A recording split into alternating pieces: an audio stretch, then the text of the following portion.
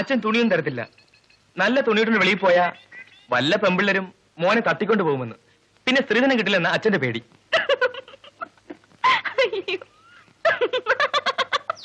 ഒന്ന് മാറി നിൽക്ക്, ഞാൻ തുണിയൊന്ന് മാറ്റട്ടെ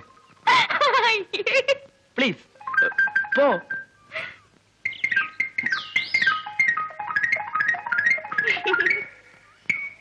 അങ്ങോട്ട് നോക്ക്, അങ്ങോട്ട് തിരിഞ്ഞിക്കാൻ.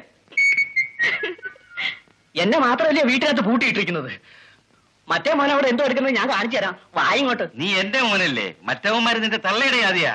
നീ നടക്ക്, ഞാൻ കാണിച്ചു കൊടുക്കാം. റെഡി?